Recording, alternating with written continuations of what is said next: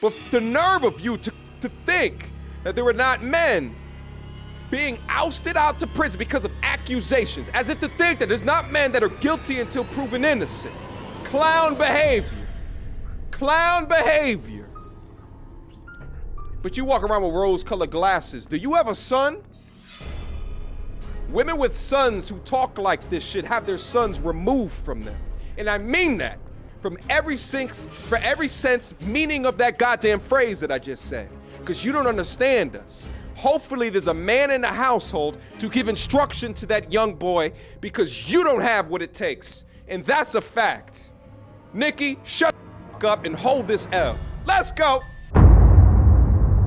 Shout out to Nikki Cuevas. Let's not pretend that a common guy is at risk of being prosecuted unfairly. That's paranoia. Stop it. You live in complete and utter delusion. Excuse me? How long you been looking at the platform, Nikki? Not long enough. Not long enough.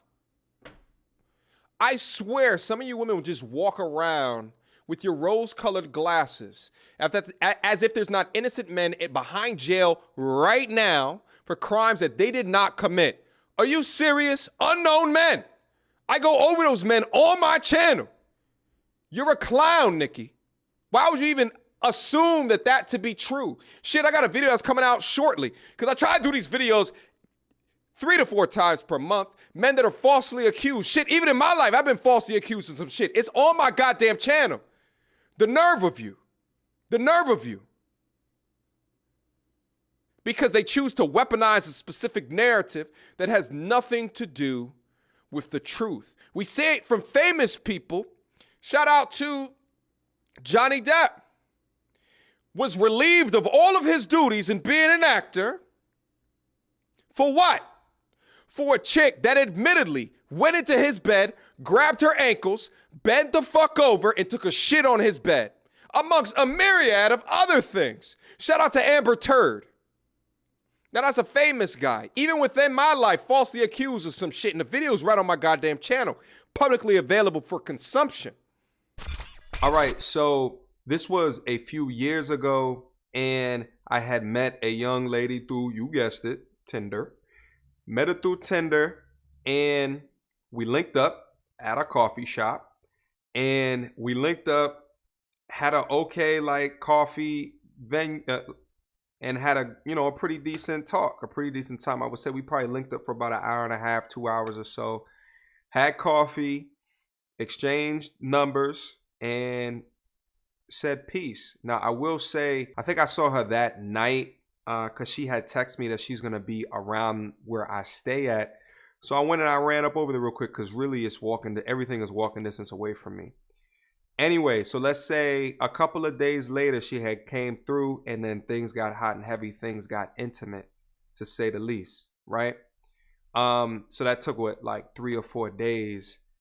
Regardless, fast forward to like a week or so later, and the first inkling that I had in my mind that she probably didn't have it all there is I had explained to her, she had asked me to come over, and I explained to her, listen, if I'm drinking today, it was a Sunday, if I'm drinking today, I am not driving at all. But I said, I don't know what's going to happen because I'm going to get up with all my friends and we'll see what's going to happen. She said, cool. Later on that day, I started drinking. So I said, listen, I can't come over. I can't come through. And she began to engage in a conversation with me that was disrespectful. Like I just felt like, wait a minute, I just met you. Why I'm on the phone with you and I'm like hearing your mouth.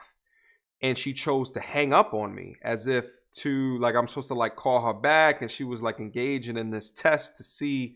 I never called her back. I never called her back. And in fact, the whole next day, she's the one that's texting me back, apologizing, what have you. And I'm not responding. Now, I'm not responding. And in my mind, because of the way that she acted on that phone, the fact that I barely even knew her from a hole in the wall, I just decided not to respond back. Hours into that next day, so this was a Monday, I got a call from one of my friends. And he said, yo, where you at? So I respond to him at such and such. And he says, yo, because right now I'm with, and then he says the girl's name. and she's asking, where are you? And I'm like, oh gosh. But meanwhile, he didn't know what the situation was. I don't even think he really even knew the girl like that. What happened was he was at some establishment and they met, and then they were talking about mutual people that they know, and then my name came up, of course, right? So he was like, yo, she wants you to call her back. My bad. I didn't mean to interrupt anything, but she, we were just talking about you, and then, your name came up, and she asked, where were you? So I'm over here just checking. So then I started texting the girl, like, in order to find out, what does she want? Here's mistake number one. She was texting me as if she wanted to come over and was essentially seducing me over text because she wanted to come through. And I allowed that seduction to happen. I did.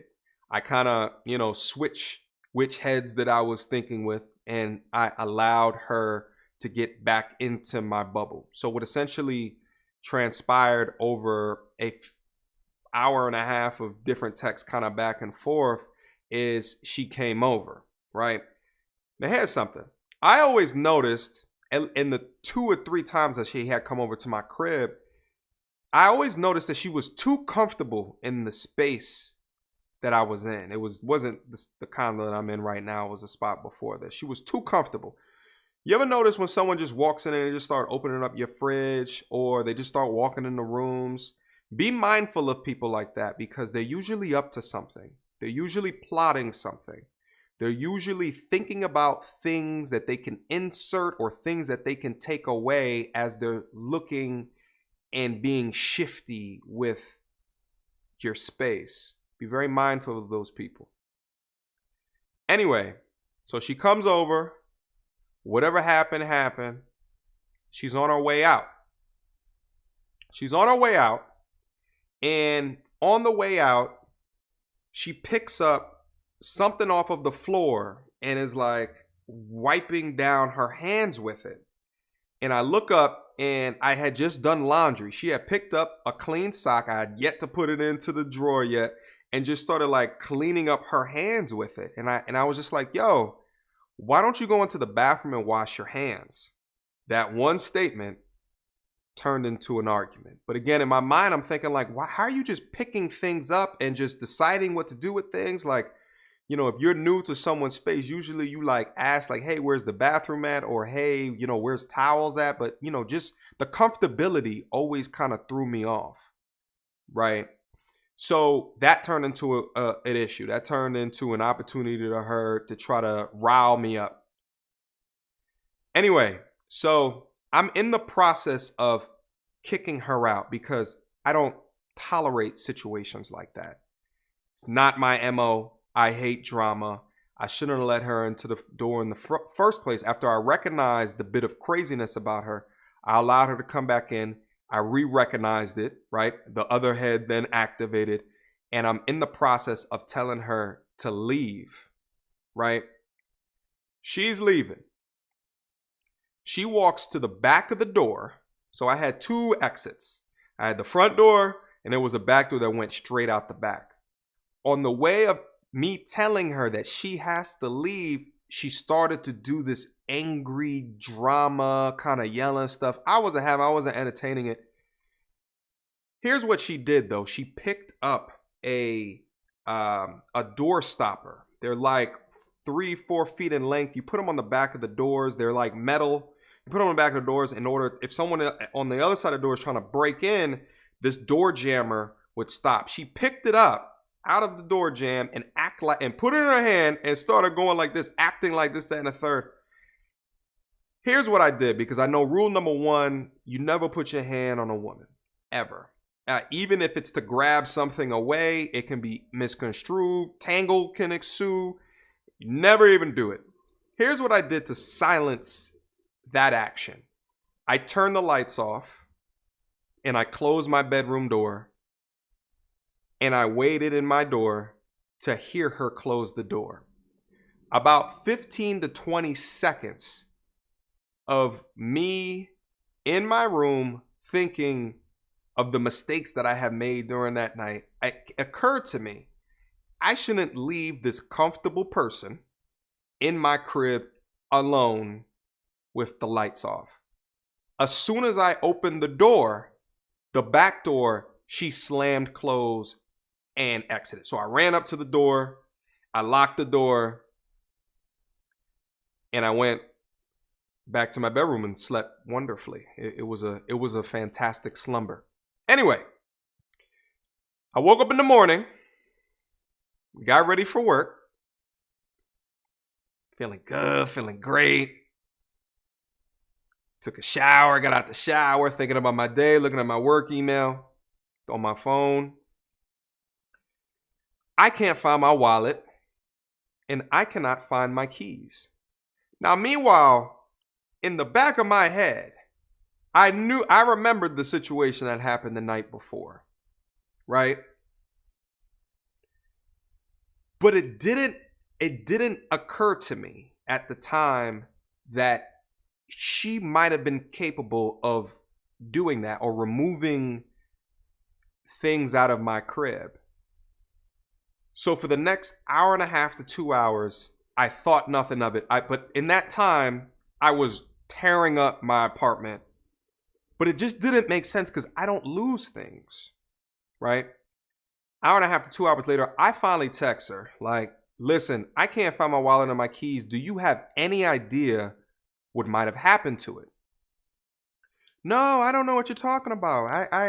We'll check here. Did you check there? Check there. So I'm checking all these spots that she's asking me to check. I'm like, oh yeah, good idea. Let me go check there. 2.5 hours to 3 hours later, I am super late for work. I had already texted my manager and was like, listen, I think at the time I said I can't find my wallet. I didn't say my wallet and my keys because then he'd probably be like, what? Like it just doesn't make sense, right? So I'm standing out on the back door, got the door open. My neighbor walks out. He walks down the fire escape and he sees me standing up there. He's like, yo, MTR. He didn't say MTR, but you get it. It's not like I know my name or anything like that. He says, why are you looking like that? And I told him the situation. I can't find my wallet or my keys. He says, oh, that's weird. So he walks out the back. He's about to go to his car. And then he comes back. He's like, yo, there's a wallet down here. Right? So he shows me. He's like, yo, listen, there's a wallet. Meanwhile, it's raining the whole night before. Shows me the wallet. I go down. I grab the wallet. I thank him. I go back up. And I retext the assailant. And I say, I found my wallet. Meanwhile, I hadn't been back there the whole day before, so I knew that she had thrown my wallet behind the building. But I texted her back and I said, if you do not let me know where my keys are, I will call the cops. Because I don't play that. I'm not a kid. I'm not a tit for tat. You do this to me, I do this to you. You know, this weird like Romeo and Juliet, Bonnie and Clyde, whatever. I don't do any of that, okay? I'm an adult. I'm going to call the cops. That's what I told her. She texts me back, leave me alone, okay? Her tone changed immediately. I text her back, let me know where the keys are, and this all goes away. 10 minutes later, she calls me back. She says, listen, I was angry. So I took your wallet and your keys. I threw the wallet behind the building. I threw the keys on the way going home right before the Parkway entrance.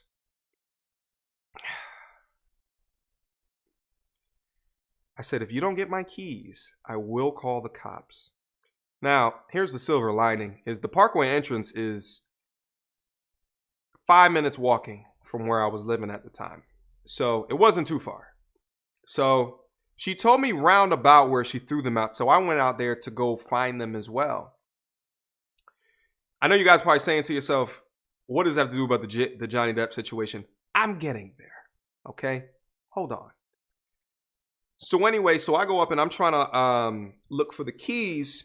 Meanwhile, she pops up out of nowhere. She actually worked right around there as well. She popped up out of nowhere. And you know what's funny is like I remember like I was walking to go get the keys and I remember seeing her like from the back and I'm looking like, oh shit, who's that? And then she turns around and it's her. Like I was so pissed. I was so angry. Yeah, but anyway, So there goes the keys, right where she said that she threw them. And I'm standing here. She's standing right here. I'm looking at her. She looks at me. I look down at the ground. The keys are right there. I pick up the keys. Meanwhile, in my mind, I'm thinking, you didn't throw the keys. You probably had them in your pocket and you just dropped them there. Anyway, I pick up the keys. I start walking away. I say, I'm going to call the cops anyway, right? And this is in order to protect myself, because at this person, I feel like I'm dealing with a crazy person. So as a man, you need to protect yourself, right? So get a system of record going in order to do that. Calling the cops is a good way in order to do that. So I go back to the crib and I follow through on my promise. I was livid at this point, by the way. I was livid. And I called the police. Here's where I messed up. Well, you can argue if it's a mess up or not. This was a mess up now that I think about it, because I let my anger in the situation overwhelm my logic. Cop came. I'm following a police report, and he's just telling me like, yeah, like, you know, the keys, you got everything back. So if she still had the wallet with the credit cards in it, it's like a felony. I believe it's a felony for each credit card because it's over $1,000 limit on a credit card. But you got everything back. And I was like, cool. Well, you know, it's just for record keeping, just in case something else happens down pat. It shows that I interacted with you and that I instigated contact with you. So it would prevail positively on me, right? Trying to protect myself. Here's why I messed up. While the cop was in there, I took a photo of him in my crib and I sent it to her. That's where I messed up.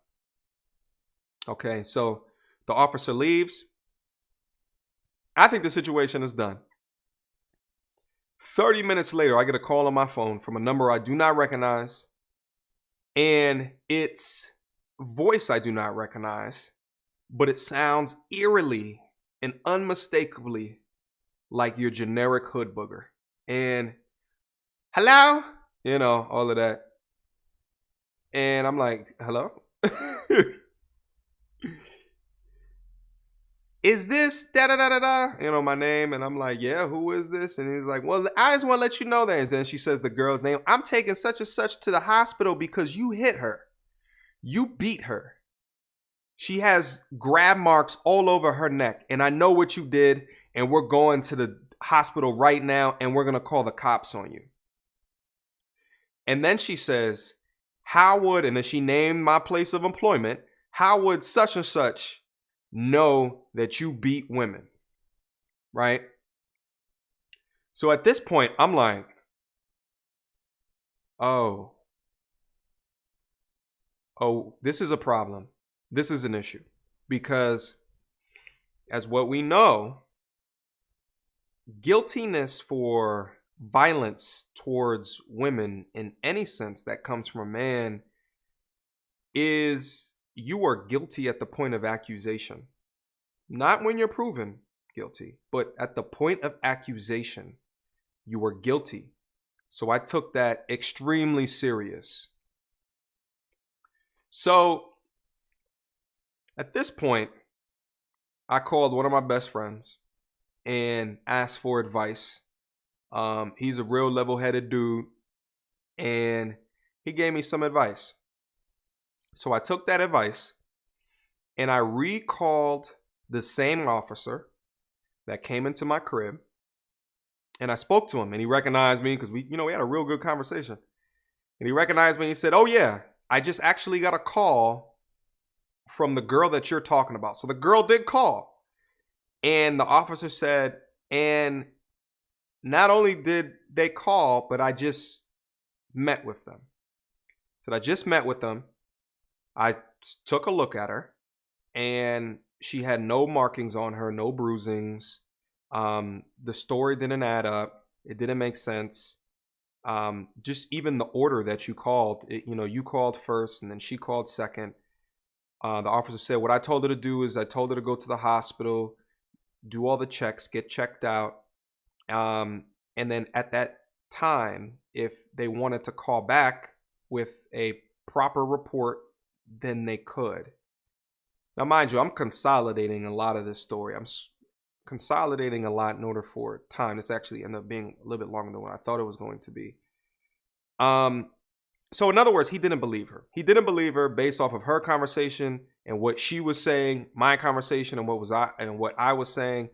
And I felt a huge sigh of relief. Now, from the time that she called me, the hood booger friend, and the time that the police officer communicated to me that he's not even gonna come back over because it didn't make sense, that it was about another hour and a half. So it was a solid hour that, like, I'm stressed. I'm trying to figure out what to do. I'm thinking of like what that accusation can mean. And it was so stressful in that situation. So I think it's key to understand that there's things that I did within the timeline of that story that if I was to do it again, what would those things be?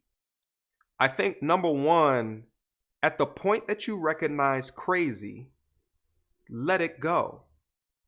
Let it go. Nothing is worth the risk to your sanity, to your mental health, to what you build. Because what I learned is that there's people with a lot less to live for that are more than willing to topple the kingdom that you built. Another thing, download a call recorder app on your phone. To this day, I wish that I recorded her call, because best believe I be playing it right now for you guys to hear. So just so you can hear how crazy this situation was. But also to protect yourself, because you need a system of record. You need a system of record when you're dealing with outside parties that you're not familiar with. Even those that you might be familiar with, there has to be a system of record. That's why they tell you if you have a stalker or anything like that, and I did have one, that'll be an entirely whole story. Save all the emails, save all the text, save all the emails, save the voice recordings if you have them, save the video if you've got anyone on tape, save all of those.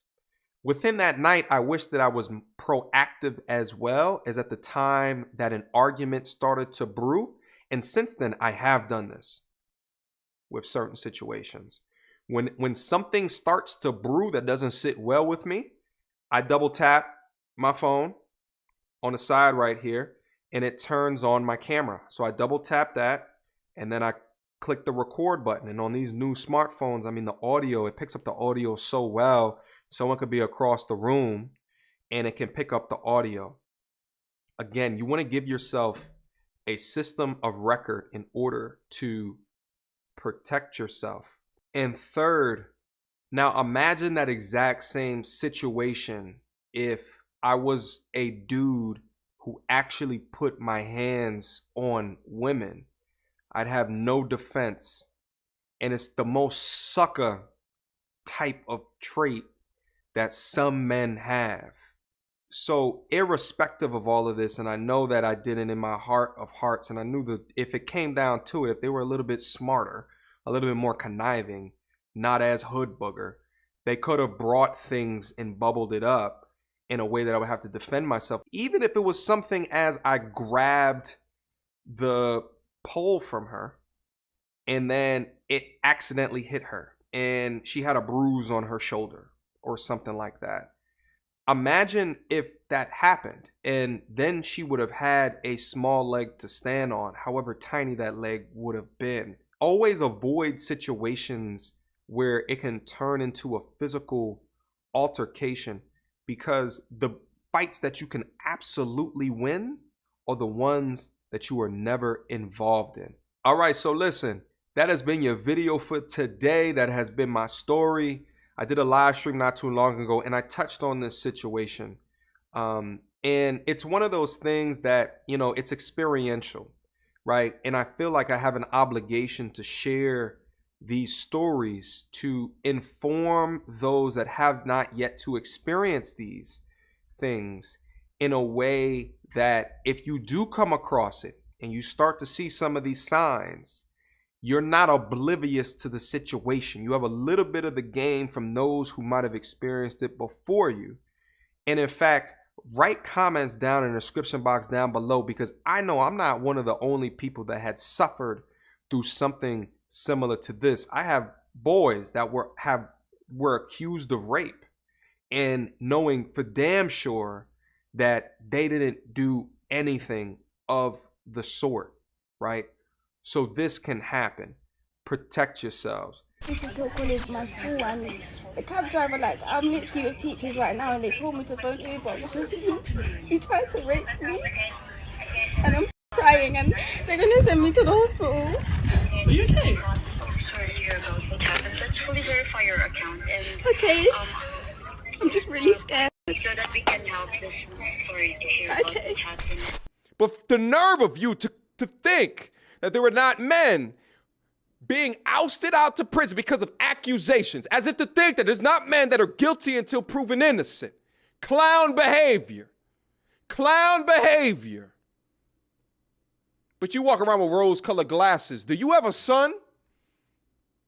Women with sons who talk like this should have their sons removed from them. And I mean that from every sense meaning of that goddamn phrase that I just said. Because you don't understand us. Hopefully there's a man in the household to give instruction to that young boy, because you don't have what it takes. And that's a fact.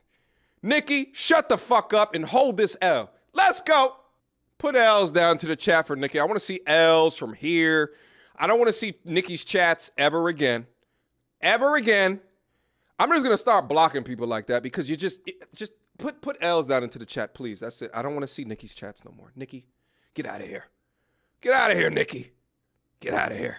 You're ridiculous. You make no sense. Everyone that's posting the L down into the chat right now is speaking for me as well. You don't know what you're talking about. If it happens to men at this caliber, what makes you think that it doesn't happen to men that have no voice? Shit, it happens to men that have no voice, that have no platform, more than it happens to an Andrew Tate. Shut the fuck up and hold this goddamn L. You are ridiculous. Let go.